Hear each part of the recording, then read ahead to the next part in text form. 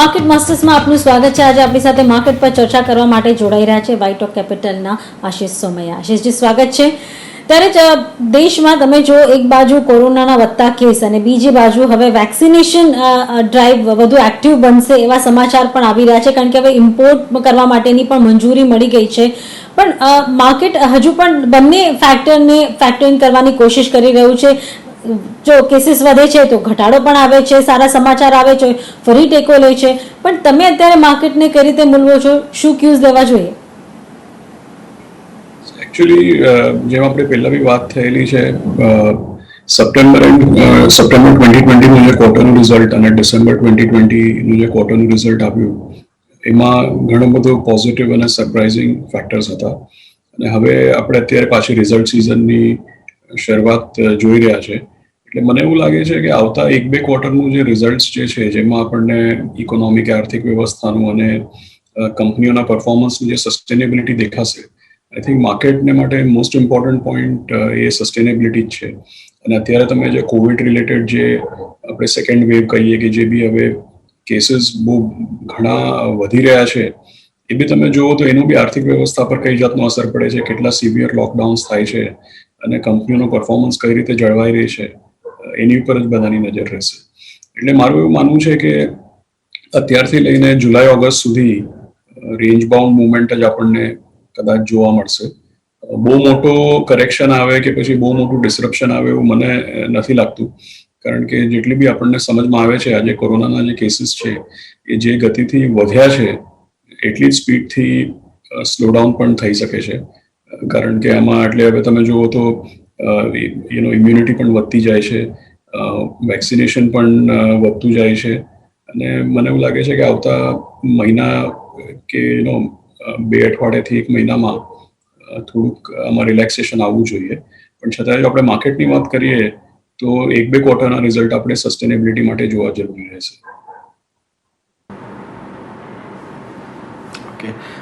માસ્ટરજી, good morning. પણ એક પાસું તમે જે વાત કીધી એમાં ખાસ એ સમજવા માંગીશું કે આપણે આ જે રેન્જ બાઉન્ડનો સમયગાળો જોઈશું, પણ જે કન્ઝમ્પશન છે એના ઉપર તો કારણ કે મોટાભાગના સ્ટેટ્સ જે પ્રમાણેના હવે રિસ્ટ્રિક્શન્સ મૂકતા દેખાઈ રહ્યા છે, નાઇટ કર્ફ્યુઝ આવતા દેખાઈ રહ્યા છે. ટુ ધી એક્સટેન્ટ કેટલાક સ્ટેટની અંદર આપણે જોઈએ તો ઓલમોસ્ટ લોકડાઉન જેવી સ્થિતિ પણ બની ગઈ છે. તો એને લઈને કન્ઝમ્પશન ઉપર તો આની ઇમ્પેક્ટ આવતી દેખાશે જ ને, જે કદાચ આપણને આગામી 1-2 ક્વાર્ટરના આંકડાઓની અંદર પણ આવતી જોવા મળશે. એકચ્યુઅલી તમે 2020નો દાખલો તમે લ્યો તો ત્યારે માર્ચની 3rd વીક ઓફ માર્ચથી લઈને મારા ખ્યાલથી એન્ડ ઓફ મે સુધી તો એકદમ જ સખ્ત લોકડાઉન હતો. અને પછી જૂન જુલાઈમાં ધીમે ધીમે લોકડાઉન પાછો ખેંચવામાં આવ્યો. ત્યારની જો તમે વાત કરો તો તમને એવું જોવામાં આવશે કે 1 કે 2 મહિના માટેનું જે ડિસરપ્શન હોય છે, એટલે 1-2 મહિના માટે બિઝનેસ તમે એમ માનો કે ઝીરો થઈ ગયો, અને પછી પ્રી કોવિડ લેવલ પર એની પાછી આવતા 3 થી 4 મહિનામાં પાછી પ્રી કોવિડ લેવલ પર એની રિકવરી આવી ગઈ. હવે જ્યારે આપણે કંપનીઓના વેલ્યુએશન કરતા હોઈએ છીએ કે પછી લાંબા ગાળાનો શેર બજારનો હિસાબ આપણે કરતા હોઈએ છીએ, ત્યારે જેટલા બી જે એનાલિસ્ટ છે એ બધાને સમજમાં આવે છે કે ભાઈ એક કંપનીની છેલ્લા 10-15-20 વર્ષની હિસ્ટ્રી હોય અને આગળના 10-15-20 વર્ષની જે ફ્યુચર આપણને ખ્યાલમાં હોય, તો 1 મહિનો કે 15 દિવસ કે 2 મહિનાનું જે ડિસરપ્શન છે એ ડેફિનેટલી આ ક્વાર્ટર કે આ વર્ષના રિઝલ્ટમાં આપણને દેખાય, પણ કંપનીની જે લાંબા ગાળાની વેલ્યુએશન છે એમાં એનો કોઈ બહુ ખાસો ફેરફાર નથી પડતો. તમે જો 2020માં બી 2 મહિના 3 મહિનાનું ડિસરપ્શન થયું, એ 2-3 મહિનામાં લોકો ડેફિનેટલી ગભરાઈ ગયેલા, પણ અલ્ટિમેટલી ત્યારે બી આપણને એવો ખ્યાલ તો હતો કે ભાઈ 1-2 મહિના માટે જો સેલ્સમાં ઇમ્પેક્ટ આવે અને જો એકાદ વર્ષની પ્રોફિટેબિલિટીમાં ઇમ્પેક્ટ આવે તો વધુમાં વધુ કંપનીના ટોટલ વેલ્યુએશન પર કેટલો અસર પડે, આ બધી ચીજો ધ્યાનમાં રાખવા જેવી છે. એટલે તમારી વાત સાચી છે કે હમણાં બી સમજો 15-20 દિવસનું ડિસરપ્શન થાય કે પછી ક્યાંક નાઇટ કર્ફ્યુ થાય કે પછી ક્યાંક 1 અઠવાડિયા માટે ટોટલ કર્ફ્યુ થાય, તો એ બધી ચીજોનો જે અસર છે એ અત્યારે આપણને થોડીક વોલેટિલિટીમાં દેખાય છે. પણ કોઈકનો સમજો કે 1-2 વર્ષનો બી સમયગાળાનું એનાલિસિસ કોઈ કરતું હોય તો એમાં અલ્ટિમેટલી બહુ ઓછો અસર પડે છે એકચ્યુઅલી. ત્યારે જ બેંક્સની વાત આવે તો સૌપ્રથમ બધાની નજર તો પ્રાઇવેટ બેંક્સ પર જ હશે, પણ તમે જો હાલના દિવસનો પરફોર્મન્સ જુઓ તો સતત ત્યાં એક ઘટાડો જોવા મળ્યો છે અને HDFC બેંકના પરિણામો આપણે આવતા જોયા, જેમાં પ્રોવિઝનિંગ વધારે કરવામાં આવ્યું છે. તો હવે આ એક તમને લાગે છે બેંક્સ પાસે મોરેટોરિયમનો ટૂલ નથી, પણ પ્રોવિઝનિંગ કરીને તેઓ આગળ વધારી શકશે અને Q4માં કમ્યુનિટી પર શું ખાસ ધ્યાન રાખવું? એકચ્યુઅલી આપણે ત્યાં સિચ્યુએશન એવી છે બેન્કિંગમાં કે આવતા વર્ષે તમે એક વર્ષ આવતામાં શું જોવું જોઈએ. આપણે બેન્કિંગમાં સિચ્યુએશન એવી છે કે જો આર્થિક વ્યવસ્થામાં ઉછાળ આવે કે અહીંયાથી ઇમ્પ્રુવમેન્ટ આવે કે પછી ક્રેડિટ ઓફટેક વધે તો સિચ્યુએશન એવી થઈ જશે કે ભાઈ આપણને ક્રેડિટની રિક્વાયરમેન્ટ હશે, આર્થિક વ્યવસ્થામાં રિકવરી બી આવશે, પણ બેન્કો કેટલી છે જે એકચ્યુઅલી આ જે ક્રેડિટ રિક્વાયરમેન્ટ છે એને ફૂલફિલ કરી શકે. કારણ કે તમે પબ્લિક સેક્ટરમાં ઘણી બધી બેંક્સ જુઓ તો એમાં કન્સોલિડેશન, મર્જર, એક્વિઝિશન, રીકેપિટલાઇઝેશન અને પછી આગળ જતા પ્રાઇવેટાઇઝેશનની બી વાત ચાલી રહી છે. અને સામે તમે સારી ક્વોલિટીની વેલ કેપિટલાઇઝ્ડ પ્રાઇવેટ સેક્ટર બેંક્સ તમે જુઓ તો કેટલી છે, સમજો 4-5 છે. એટલે મને એવું લાગે છે કે ઇનફેક્ટ પ્રાઇવેટ સેક્ટર બેંક્સમાં તો જો આર્થિક વ્યવસ્થામાં રિકવરી આવે અને ક્રેડિટ ઓફટેક વધે તો પ્રાઇવેટ સેક્ટર બેંક્સમાં તો મને એવું લાગે છે કે કોમ્પિટિશન ઓછું છે અને એકચ્યુઅલી જે 4-5 બેંક્સ છે, જે સ્ટ્રોંગ બેંક્સ છે, એ વધુ ને વધુ સ્ટ્રોંગ થતી રહેશે આગળ જતા. એટલે બેન્કિંગ સેક્ટરમાં બી મને એવું લાગે છે કે આવતા 1 ક્વાર્ટર 2 ક્વાર્ટરમાં આ બધું પ્રોવિઝનિંગ ને એ બધી કન્સર્ન્સ ચાલશે, એમાં કોઈ ડાઉટ નથી. પણ અત્યારનો જે પૂરો જે માહોલ છે એને આપણે 1-2 મહિનાની ચિંતા નહીં કરતા વર્ષ 2 વર્ષનો બી સમયગાળો રાખીએ તો બહુ સારો સમય આપણને જોવા મળી શકે છે. અને આ ખાલી આજની વાત નથી, તમે 2020નો બી જે માહોલ જુઓ, જેમ મેં તમને પહેલા કીધું માર્ચ એપ્રિલમાં જે થયું હતું લોકડાઉનને માટે થઈને, તો આજની તારીખમાં તો એના કમ્પેરિઝનમાં સિચ્યુએશન ઘણી સારી છે. એટલે જ તમને બજારમાં બી કોઈ બહુ મોટું કરેક્શન દેખાતું નથી. કારણ કે હવે આ બધી કોવિડની ટ્રીટમેન્ટના પ્રોટોકોલ્સ, વેક્સિનેશન, બધી ચીજોથી લોકો એકદમ ફેમિલિયરાઇઝ થઈ ગયા છે. એટલે પહેલા જેટલું પેનિક નહીં થાય.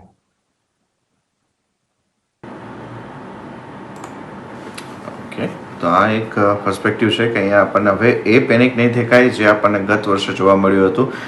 તો આશીષજી, એની સાથે જો આપણે એક બીજું પર્સપેક્ટિવ સમજીએ, ખાસ કરીને કે જે કોવિડ સિચ્યુએશન સિવાયની આખી જે આપણી પાસે એ અત્યારે થીમ છે એ મેજર લિક્વિડિટીની થીમ છે અને ફંડ ફ્લોઝની છે. રિસેન્ટ ટાઈમની અંદર એક ઘણી સારી વાત એ થઈ છે કે એપ્રિલ મહિનાની શરૂઆતથી આપણા જે ડોમેસ્ટિક ઇન્વેસ્ટર્સના જે ફ્લો છે, DIIsના ફ્લો છે, એ આપણને થોડા પોઝિટિવ ટર્ન થતા દેખાયા છે. આ ફેક્ટર્સને આપ કેવી રીતના જોવો છો કે જે પ્રમાણે ધીમે ધીમે ઇકોનોમિક કન્ડિશન પણ આપણી સામાન્ય થતી દેખાઈ રહી છે, તો હજુ આગામી દિવસોની અંદર આપણને DIIsના જે ઇન્ફ્લોઝ છે એ આપણા માર્કેટની અંદર હજુ વધતા દેખાશે? એકચ્યુઅલી DII ફ્લોઝ તો ડેફિનેટલી વધશે. અને બીજી વાત એવી છે કે તમે બાકીના જે ઓલ્ટરનેટ એસેટ ક્લાસીસ તમે જુઓ, જેમ કે ઇન્ટરેસ્ટ રેટ્સ છે કે પછી રિયલ એસ્ટેટમાં ઘણા વર્ષોથી કંઈ મૂવમેન્ટ નથી. એટલે ઇન્ટરેસ્ટ રેટ સમજો હવે બેંકોના રેટ બધા 5%, 6% પર આવી ગયા અને સામે આપણે બોરોઈંગના રેટ બી જોઈએ, હોમ લોનના રેટ જોઈએ, એવી 7% કે એનાથી બી નીચે આવી ગયા. એટલે ઓવરઓલ ઇન્ટરેસ્ટ રેટનો સિનારીઓ એટલો ઓછો છે કે પછી જો કોઈકને વળતર સારું જોતું હોય કે રિટર્ન સારા જોતા હોય તો એ લોકોને ઇક્વિટીની તરફ મૂવમેન્ટ કરવું પડે. બીજી વાત છે કે 2020માં અને 2019માં જે ઊંચ નીચ આવી એના સિવાય તમે જુઓ તો છેલ્લા 3 વર્ષ 5 વર્ષના સમયગાળામાં રિટર્ન્સ બી સારા આવ્યા છે. લાસ્ટ યર જે લોકોએ આ બધી જે આખા માર્કેટના કોલેપ્સનો જે લોકોએ ફાયદો લીધો એ લોકોને બી સારા રિઝલ્ટ આવ્યા છે. એટલે નોર્મલી એવું જોવામાં આવે છે કે જ્યારે પાસ્ટ રિટર્ન્સ પોઝિટિવ દેખાય, હવે તમે સમજો માર્ચ 2020 કે એપ્રિલ 2020માં જુઓ તો બધા પાસ્ટ રિટર્ન્સ તમને એકદમ ખરાબ દેખાય, કારણ કે જસ્ટ ત્યારે જ માર્કેટમાં એક બહુ મોટી ફોલ આવેલી. પણ આજની તારીખમાં તમે જુઓ તો બધા પાસ્ટ રિટર્ન્સ જે છે કે બધો ડેટા કે બધા રેકોર્ડ્સ છે, હવે આ રાઈટ આ કરેક્ટ પ્રોસેસ છે કે નહીં એની પર હું ડિબેટ નથી કરતો, પણ નોર્મલી સ્પીકિંગ મેં એવું જોયું છે કે જ્યારે પાસ્ટ રિટર્ન્સ બધા 1 year, 3 year, 5 year ના પાસ્ટ રિટર્ન્સ બધા પોઝિટિવ દેખાતા હોય છે, એનાથી લોકોને થોડુંક વધારે એન્કરેજમેન્ટ મળે છે. અને સામે જ ઇન્ટરેસ્ટ રેટ્સ ઘણા જ લો છે. એટલે બીજા ઓલ્ટરનેટિવ એસેટ ક્લાસીસ જેમ કે તમે ગોલ્ડની વાત કરો, રિયલ એસ્ટેટની વાત કરો, તો એમાં બી કંઈ બહુ સારું એવું વળતર લોકોને મળ્યું નથી. એટલે ઇક્વિટીની તરફ જે મુવમેન્ટ છે એ લાંબા ગાળા માટે તો સસ્ટેન થવાનું જ છે. એ વાત સાચી છે કે છેલ્લા 6 થી 9 મહિનામાં આપણે નેગેટિવ ફ્લો જોયો અને પછી માર્ચવાળો મહિનો જે છે પહેલો એવો મહિનો હતો જ્યાં પોઝિટિવ આવ્યું. એ આઈ થિંક માર્કેટ રિકવર થઈ, પાસ્ટ રિટર્ન પોઝિટિવ થઈ ગયા, ઇન્ટરેસ્ટ રેટ્સ ઘણા ગગડી પડ્યા, એટલે આઈ થિંક એનાથી આપણને ફ્લોઝ જોવા મળે છે અને આગળ જતા બી જોવા મળશે. આશિષ સર, કારણ કે અત્યારે આપણે પોર્ટફોલિયોની જ વાત કરી રહ્યા છે, તો તમે અત્યારે પોર્ટફોલિયોમાં કયા સેક્ટર સ્ટોક્સનો ઉમેરો કર્યો હશે, ક્યાં પોઝિટિવ છો અત્યારે? એકચ્યુઅલી એમાં આપણે જેમ રેગ્યુલરલી અપડેટ કરીએ છીએ, કોઈ બહુ મોટો ફેરફાર નથી એકચ્યુઅલી, કારણ કે અમારે ત્યાં જે પોર્ટફોલિયોઝ છે એમાં લિટરલી બધા સેક્ટરમાં એક્સપોઝર હોય છે, કારણ કે અમારા પોર્ટફોલિયોઝ જે છે એ ડાયવર્સિફાઈડ અને મલ્ટીકેપ હોય છે ઓલવેઝ. એટલે 40-50% પોર્ટફોલિયો સ્મોલ અને મિડ કેપમાં, અને સમજો 50-55% પોર્ટફોલિયો લાર્જ કેપમાં. અને એમાં તમે જુઓ તો મેઇન જે સેક્ટર્સ છે, ફાઇનાન્શિયલ્સ છે, જેમ મેં પહેલાં બી કીધું છે કે ફાઇનાન્શિયલ્સ એટલે ખાલી બેન્ક્સ નહીં, અમારું સારું એવું એક્સપોઝર કેપિટલ માર્કેટ કંપનીઝમાં કે પછી એન્સિલરી કંપનીઝમાં હોય છે ફાઇનાન્સની અંદર. પછી સેમ તમે આઈટીમાં જુઓ તો આઈટીમાં બી TCS ઇન્ફોસિસની અલાવા મિડ કેપ આઈટી અને ઇન્ટરનેટ એનેબલ્ડ જે બિઝનેસીસ છે એમાં સારું એવું એક્સપોઝર, કે ડિજિટલ કે ફિનટેક સ્પેસના જે બિઝનેસીસ છે એમાં સારું એવું એક્સપોઝર છે. પછી તમે જુઓ તો જે રિસન્ટ મૂવમેન્ટ છે એમાં ઇન્ડસ્ટ્રીયલ્સ છે કે પછી મટીરિયલ્સ છે, એ બધા સેક્ટર્સમાં બી. એટલે તમે જો ઉમેરાની વાત કરતા હો તો ઇકોનોમી રિલેટેડ કે પછી ઇન્ડસ્ટ્રીયલ રિલેટેડ કે પછી કેપેક્સ રિલેટેડ જે છે એમાં થોડું ઘણું મૂવમેન્ટ કર્યું છે હાલમાં. આ સેક્ટરિયલ વાત થઈ રહી છે ત્યારે ખાસ કરીને આશીષજી એક પાછો આપની પાસેથી આ સેક્ટરલ મૂવની અંદર એ સમજવા માંગીશું કે રિસન્ટ ટાઈમની અંદર પ્રાઇવેટ બેંક અને પબ્લિક સેક્ટરના બેંક, આ બંને વચ્ચે આપણે જોઈએ તો આખું ફોકસ પબ્લિક સેક્ટર બેંક ઉપર શિફ્ટ થતું દેખાયું છે અને પ્રાઇવેટ સેક્ટરના બેંક જોઈએ તો એમનું કન્ટિન્યુઅસ અંડર પરફોર્મન્સ દેખાઈ રહ્યું છે. આપ બેલેન્સને આપ કેવી રીતના જોવો છો? શું ફેક્ટર્સ અહીંયા આપણે રીડ કરવા જોઈએ? એકચ્યુઅલી આપણે તમે જે રોટેશનની વાત કરી કે પ્રાઇવેટ સેક્ટર બેંક્સનું અંડર પરફોર્મન્સ છે ને પબ્લિક સેક્ટર બેંક્સમાં પરફોર્મન્સ છે, એ મને લાગે છે કે રિલેટિવ વેલ્યુ કે પછી કમ્પેરિઝન કે PE કે પ્રાઇસ ટુ બુક બેઝિસ પર માર્કેટના ઘણા પાર્ટિસિપન્ટ છે કે પછી PSUs છે જેમાં પ્રાઇવેટાઇઝેશનની, PSU બેંક્સમાં બી પ્રાઇવેટાઇઝેશનની જે વાત થાય છે, તો એવું લાગે છે કે એક રિલેટિવ વેલ્યુ કે PE પ્રાઇસ ટુ બુક જોઈને ઘણા બધા પ્લેયર્સે પોર્ટફોલિયો રીબેલેન્સ કર્યા હોય કે પછી ક્યાંક એવી ફિલિંગ આવી હોય કે PSU બેંક્સ સારું કરશે. એ મને એવું લાગે છે કે એક રીતે તમે જુઓ તો શોર્ટ ટર્મ ટ્રેડ આપણે કહી શકાય. પણ જેમ મેં પહેલાં બી કીધું, લાંબા ગાળામાં મને એવું લાગે છે કે જો આર્થિક વ્યવસ્થામાં ઉછાળ આવે અને જો ક્રેડિટ ઓફટેક વધે તો જે બેન્કોની ફાઇનાન્શિયલ પોઝિશન બહુ જ સ્ટ્રોંગ છે, જેની પાસે અનલિમિટેડ કેપિટલની અવેલેબિલિટી છે, જેમ કે હમણાં રિસન્ટલી આપણે વાંચ્યું HDFC બેન્કે બી બહુ મોટો બોન્ડ ઇસ્યુ અનાઉન્સ કર્યો. એટલે જે લોકોની કેપિટલ રેઝ કરવાની, એક બેંક જો કેપિટલ રેઝ કરે એનો મતલબ કે એમને આગળ જતા બેલેન્સ શીટમાં બહુ સારું એવું એક્સપેન્શન દેખાય છે. એટલે જે વેલ કેપિટલાઇઝ બેંક્સ છે કે પછી જે વધુ અનલિમિટેડ કેપિટલ રેઝ કરવાની એબિલિટી જે ધરાવે છે, એ બધી બેંક્સ મને એવું લાગે છે. એટલે એમાં પ્રાઇવેટ સેક્ટર બેંક્સ કદાચ વધારે આવે. એટલે તમે કમસે કમ 2-3 વર્ષ કે થોડોક લાંબો ગાળો જુઓ અને એમ જુઓ કે ભાઈ ક્રેડિટ ઓફટેક વધશે તો સિચ્યુએશન એવી હશે કે આજે સ્ટ્રોંગ વેલ કેપિટલાઇઝ બેંક્સ છે એ લોકોની સામે બીજી બધી બેંક્સ કમ્પીટ નહીં કરી શકે. એટલે કોમ્પિટિશનની ફ્રેમવર્કથી આપણે જોઈએ તો પ્રાઇવેટ સેક્ટર બેંક્સની પોઝિશન ઘણી સારી છે. શોર્ટ ટર્મ ટ્રેડ ભલે એક રીબેલેન્સ થયો હોય, પણ થોડુંક મીડિયમ ટુ લોંગ ટર્મ બી આપણે જોઈએ તો સ્ટ્રોંગ વેલ કેપિટલાઇઝ બેંક્સ એમને માટે ફાયદો રહેશે.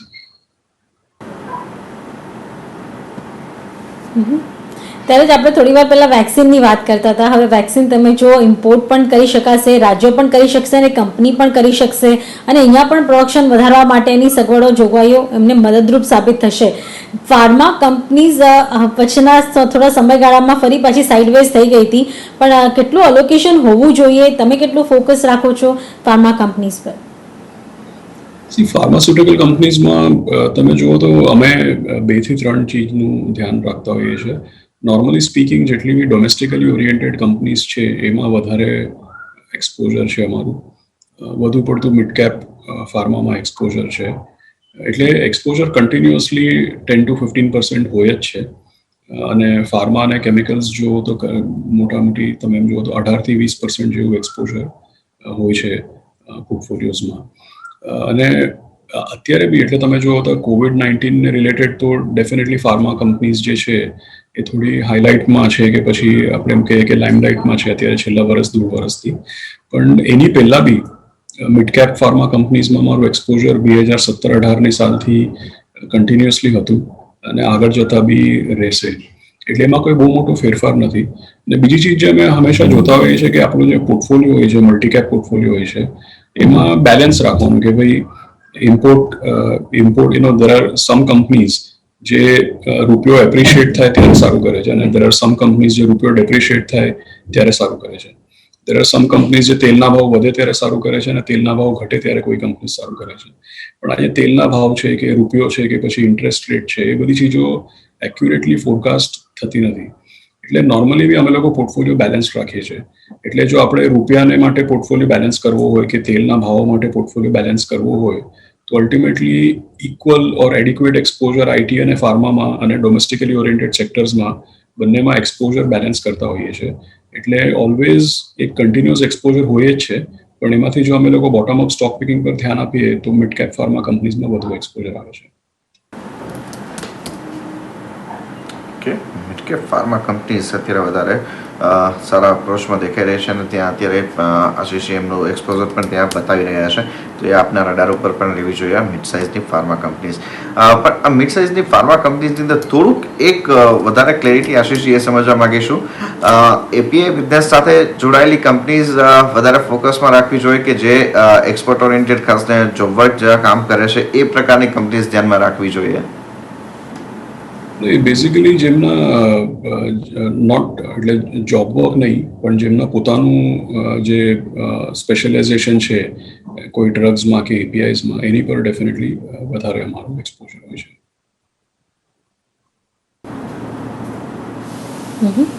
આશીષજી, ત્યારે તમે આઈટીની પણ વાત કરી. આઈટીના તો મોટા દિગ્ગજોના પરિણામો ઓલરેડી આવી ગયા છે. તમને કેવા લાગ્યા? ગાઈડન્સ હજી કહી શકાય દિગ્ગજ ટીસીએસ કે ઇન્ફોસિસથી એવું મળ્યું નથી, પણ વિપ્રો તમે જુઓ કે બીજી માઇન્ડટ્રીને જુઓ, કઈ રીતે મેળવી રહ્યા છો આ બધા પરિણામોને? એકચ્યુઅલી તમે આમાં 1-2 વર્ષ પહેલાં તમે જુઓ તો રૂપિયો 64 પર હતો અને નેસ્ડેકનું જે ડોલરનું ગાઈડન્સ હતું એ 5% ડોલર ગ્રોથનું હતું. એકચ્યુઅલી આપણે લાંબા ગાળામાં એમ જોઈએ કે રૂપિયામાં ડેપ્રિસિએશન આવતું હોય છે અને આઈટી કંપનીઝનો 10-11% કે 9-10% કે આપણે હાઈ સિંગલ ડિજિટ ગ્રોથ રૂપી ટર્મ્સમાં જોઈએ અને ફ્રી કેશ ફ્લો જનરેશન જો આપણે જોઈએ તો લગભગ 100%થી વધુ ફ્રી કેશ ફ્લો જનરેશન એમનું હોય છે. એટલે તમે કોઈ બી એફિશિયન્સી મેટ્રિક્સ જુઓ અને હાઈ સિંગલ ડિજિટ ગ્રોથ બી જુઓ પ્લસ ડિવિડન્ડ પે આઉટ્સ કે પછી નવી ઓપોર્ચ્યુનિટીઝ તમે જુઓ તો આઈ થિંક એ સેક્ટરમાં કન્ટિન્યુઅસલી એક્સપોઝર હોવું જોઈએ. લોંગ ટર્મ પોઝિટિવ સેક્ટર છે. અને બીજું તમે આઈટી કંપનીઝ બી ઇન્ડિયાની જુઓ તો 20 વર્ષ પહેલાંનું જે હતું કે ભાઈ ઇમ્પ્લિમેન્ટેશનનું કામ કરે છે કે પછી આઉટસોર્સિંગનું કામ કરે છે, એનાથી મૂવ થઈને પ્રોડક્ટ કન્સલ્ટિંગ ડિજિટલ એ તરફ આખી બધી કંપની સારી એવી કંપનીઝનું એવોલ્યુશન બી એ તરફ થયું છે. બીજી વાત હવે ખાલી દિગ્ગજ આઈટી કંપનીઝની નથી, જેમ તમે બી એક્ઝામ્પલ આપો છો એમ ઘણી બધી મિડકેપ આઈટી કંપનીઝ છે જેમના ઘણા બધા અલગ અલગ સ્પેશિયલાઇઝેશન છે, જે $1 બિલિયન પ્લસ રેવન્યુ ક્રોસ કરે છે, એટલે મોટા મોટા મેન્ડેટ્સ માટે ક્વોલિફાય બી થાય છે. એટલે હવે આઈટી સેક્ટરમાં તમે જુઓ તો ઓવરઓલ ચોઇસ સારી એવી વધી ગઈ છે. નંબર ઓફ ગુડ કંપનીઝ જે આપણે કહીએ એની ચોઇસ વધી ગઈ છે. કંપનીઝનું જે એવોલ્યુશન છે છેલ્લા 10 વર્ષ પહેલા કે 15 વર્ષ પહેલા જ્યાં કંપનીઝ હતી એમના શું ઓફરિંગ્સ હતા, કઈ જાતની એમની કેપેબિલિટીઝ હતી અને આજની તારીખમાં એમનું કઈ જાતનું એવોલ્યુશન થયું છે, કઈ જાતના એમ એ મેન્ડેટ્સ અને પ્રોજેક્ટ્સ કરે છે, કઈ જાતના ઇમ્પ્લિમેન્ટેશન્સ કરે છે, કઈ લેવલ પર કંપનીઓ અને ક્લાયન્ટ્સની સાથે એન્ગેજ કરી શકે છે, એ બધામાં એક ખાસો બહુ મોટો ફેરફાર આવી ગયો છે.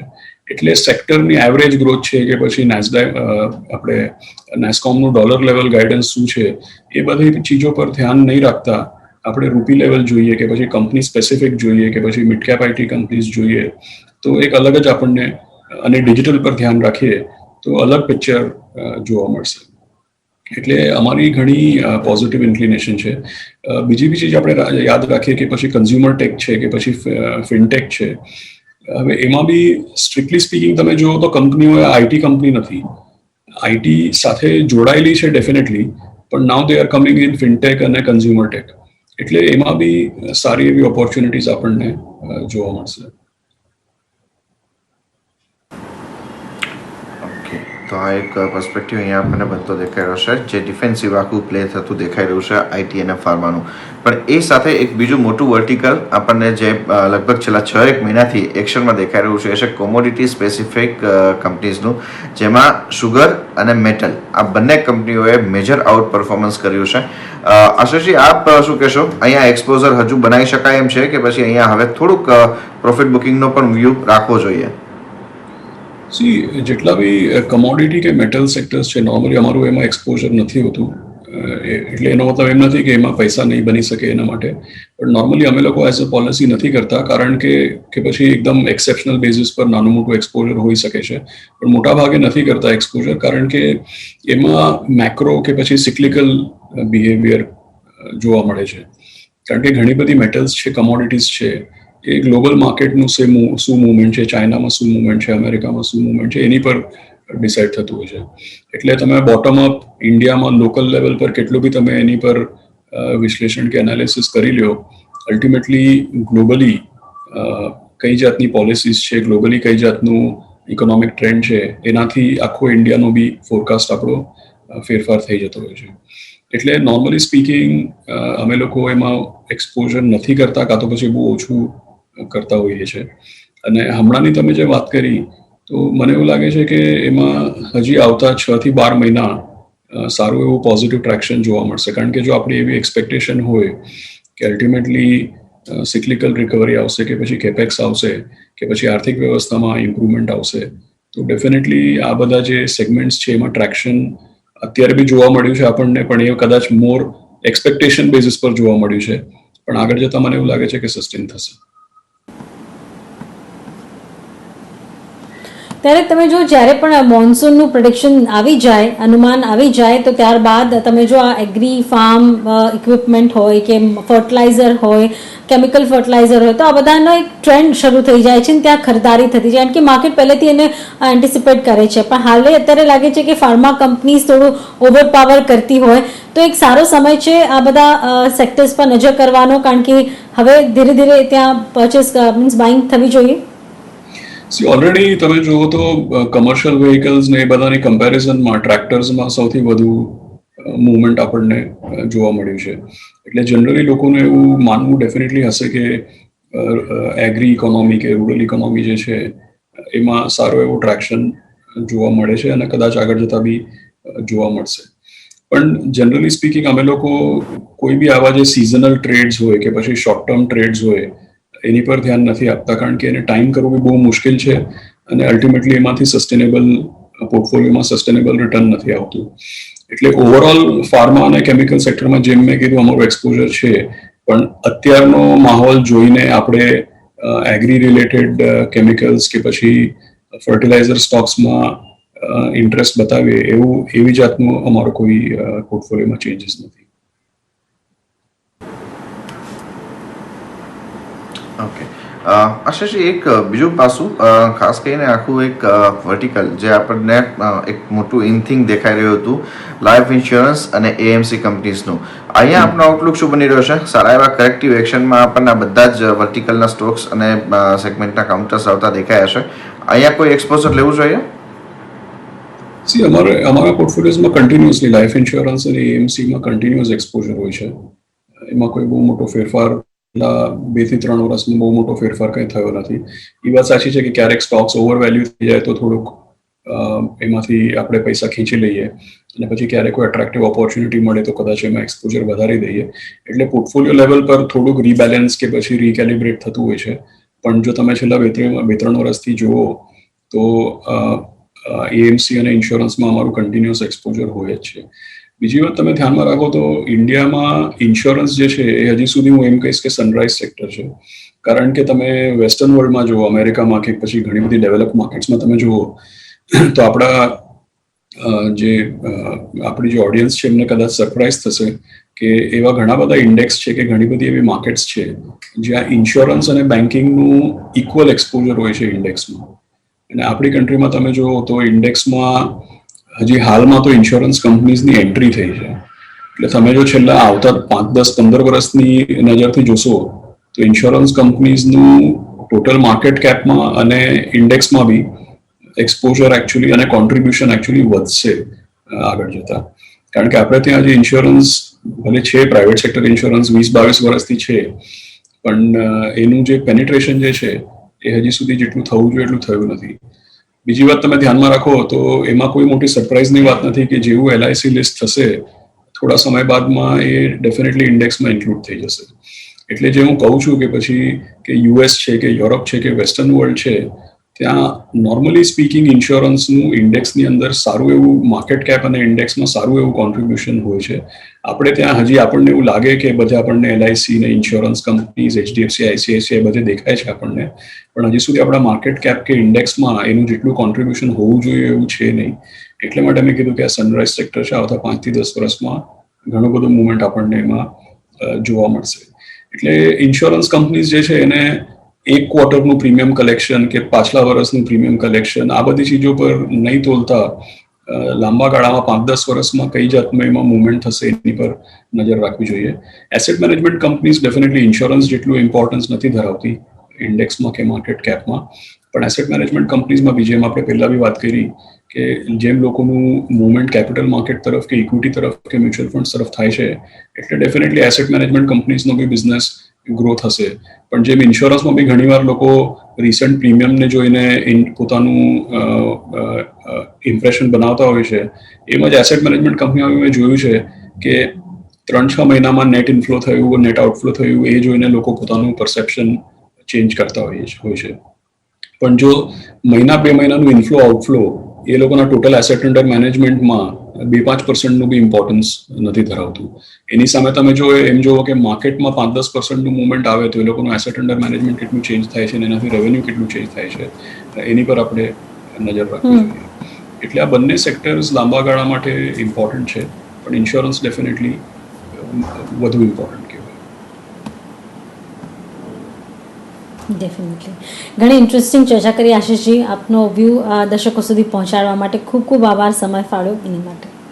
Thank you. તો માર્કેટ માસ્ટર્સમાં હાલે આટલું જ. મને અને વિક્રમ બંનેને આપશો રજા. વધુ અપડેટ માટે જોતા રહો CNBC બજાર.